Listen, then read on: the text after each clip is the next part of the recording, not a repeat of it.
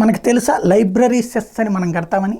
ప్రతి ఒక్కళ్ళం పన్ను కట్టేటప్పుడు ఆ పన్నులో ఏమేమి కంటెంట్స్ ఉన్నాయో మనకు తెలియదు. ఇప్పుడు పెట్రోల్ పోయించుకుంటాం, దాంట్లో మనం సెస్ కడుతున్నామని మనకు తెలియదు. ఆ సెస్తో అమరావతి కట్టాల్సి ఉంది, ఆ సెస్తో రోడ్లు వేయాల్సి ఉంది. ఆ డబ్బులు అయితే తీసుకున్నారు కానీ ఆ డబ్బులతో అవైతే చేయలేదు. అది చేసుంటే అసలు ఈ గొడవలే వచ్చుండే కాదు. అలాగే లైబ్రరీ సెస్ అని మనం మున్సిపాలిటీ ట్యాక్సులు వసూలు చేస్తాం. కానీ ఆ డబ్బులు తీసుకుంటున్నటువంటి మున్సిపాలిటీలు ఆ లైబ్రరీలకు మాత్రం ఇవ్వట్లేదు. జిల్లా లైబ్రరీలు కావచ్చు, మున్సిపాలిటీల పరిధిలో ఉన్న లైబ్రరీలు కావచ్చు, వీటన్నిటిలో రెగ్యులర్గా పేపర్లతో పాటుగా కొన్ని పుస్తకాలు ఎప్పటికప్పుడు అందుబాటులో ఉంచాలి. అలాంటిది ఎవరు కూడా పట్టించుకోవట్లేదు.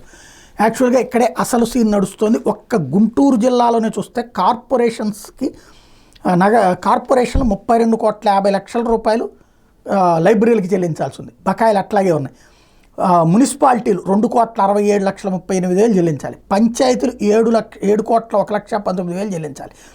పల్నాడులో చూసుకుంటే మున్సిపాలిటీలు 12,29,86,000 చెల్లించాలి. పంచాయతీలు 8,74,60,000 రూపాయలు చెల్లించాలి. ఇక బాపట్లో చూస్తే మున్సిపాలిటీలు 1,65,74,000 చెల్లించాలి. పంచాయతీలు 3,11,39,000 చెల్లించాలి. టోటల్గా 4,77,14,851 రూపాయలు ఒక్క గుంటూరు జిల్లాలోనే పెండింగ్లో ఉన్నాయి. ఈ డబ్బులు వసూలు చేసేశారు. మనందరం పన్నుల రూపంలో కట్టేసిన మున్సిపాలిటీలు, పంచాయతీలు, కార్పొరేషన్స్ వాడేసుకున్నాయి. ఆ డబ్బులు ఇక్కడ లైబ్రరీలకు ఇవ్వట్లేదు. అనేక లైబ్రరీలో జీతాలకు కూడా తిప్పలబడుతున్నటువంటి పరిస్థితి ఉంది.